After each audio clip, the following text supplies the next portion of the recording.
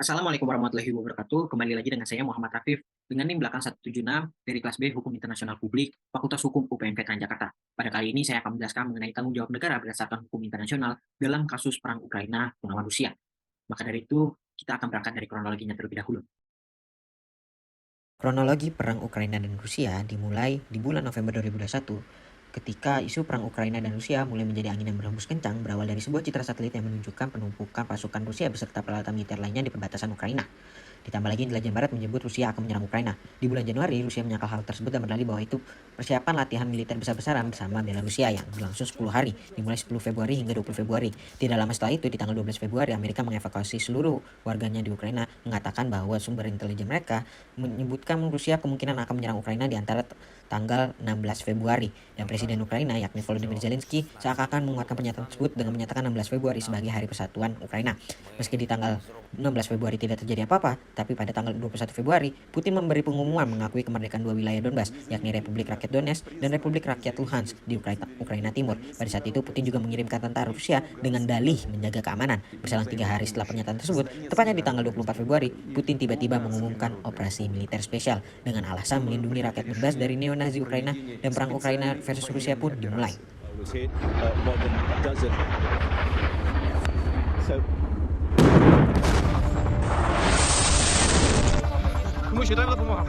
Kerusakan yang ditimbulkan juga sangat hebat. Terjadi kehancuran di beberapa kota Ukraina, hilangnya daya listrik negara Ukraina, dan setidaknya ribuan nyawa telah terenggut dari dua belah pihak, baik itu militer maupun sipil.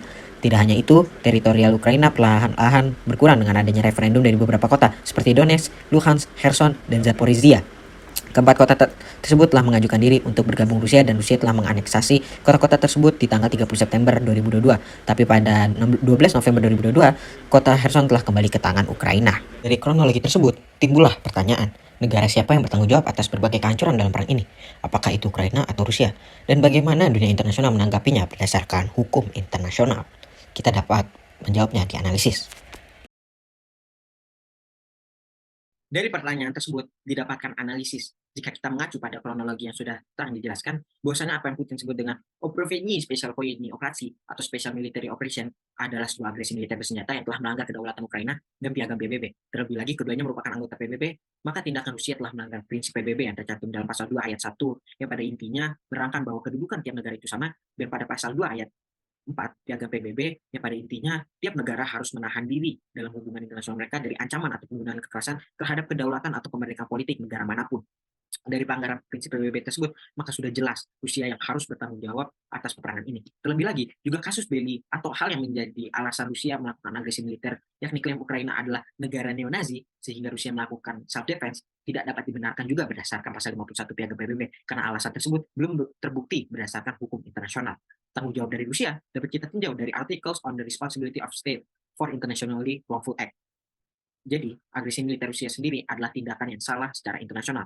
Mengacu pada pasal 2 Arsiwa, menerangkan bahwa ada dua unsur yang memenuhi International Wrongful Act, yakni yang pertama is attributable to the state under international law, dapat dilimpahkan pada negara berdasarkan hukum internasional yang pada kasus ini adalah agresi militer oleh Rusia.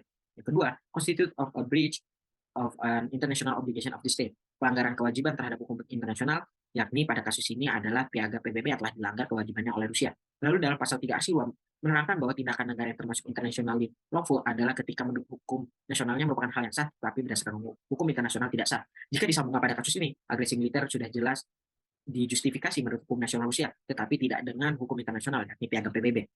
Mengacu pada pasal 30 Arsiwa, maka sudah kewajiban dari Rusia untuk menghentikan agresi militernya dan menjamin tidak melakukannya lagi, serta harus menawarkan jaminan yang tepat dan tidak adanya pengulangan jika keadaan mengharuskan demikian. Lalu pada pasal 42 Asiwa, Ukraina sebagai negara yang menjadi korban dari agresi militer Rusia berhak menuntut tanggung jawab dari Rusia. Kemudian kita juga dapat melihat pasal 54 Asiwa yang menerangkan bahwa sudah menjadi hak tiap negara untuk mengambil tindakan hukum terhadap negara yang melakukan internationally wrongful act jika kewajiban yang dilanggar adalah kewajiban masyarakat internasional secara keseluruhan. Tiap negara berhak mengambil tindakan hukum atas agresi militer yang dilakukan Rusia karena agresi militernya. Jika kita mengacu pada lampiran berita dalam soal kasus ini, maka tindakan Kanada, Guatemala, Belanda, dan Ukraina dalam mensponsori resolusi Majelis Umum sudah tepat berdasarkan Arsiwa. Resolusi Majelis Umum ini akan menjadi sebuah bentuk bagaimana dunia menentang agresi militer Rusia dan meminta Rusia untuk bertanggung jawab atas tindakannya. Tetapi resolusi Majelis Umum tidak memiliki kekuatan hukum yang mengikat. Namun ada hal juga yang menjadi tanggung jawab dari Rusia ketika perang ini berlangsung, yakni yang pertama, Rusia harus memastikan bantuan kemanusiaan tetap didapatkan oleh warga sipil Ukraina dan harus tetap melindungi warga sipil Ukraina sebagaimana yang sudah diatur dalam Konvensi Jenewa keempat, pasal 38, 39, 55, dan 71. Selain itu, tawanan perang atau prisoners of war dari Ukraina yang ditawan oleh Rusia harus tetap dilindungi dan tidak boleh disiksa atau diperlakukan secara tidak manusiawi, sebagaimana yang sudah diatur menyeluruh dalam Konvensi Jenewa ketiga tentang prisoners of war dan dalam hukum humaniter internasional dari ICRC. Dapat disimpulkan bahwa Rusia harus tetap tanggung jawab atas peperangan ini, baik saat berlangsungnya perang maupun setelah perang ini selesai kepada Ukraina. Jika Rusia melakukan kejahatan perang dengan melanggar ketentuan yang sudah disebutkan dalam analisis tadi, maka Rusia akan bertanggung jawab di International Criminal Court. Sekian dari saya harap ilmu yang saya sampaikan dapat diterima. Semoga perang Ukraina dan Rusia dapat berakhir. Wassalamualaikum warahmatullahi wabarakatuh. Slava Ukraini. Ini saya mah kasih tahu ya sama semuanya. Kalau kalian melihat orang berantem di depan kalian, tugas kita itu adalah memisahkan mereka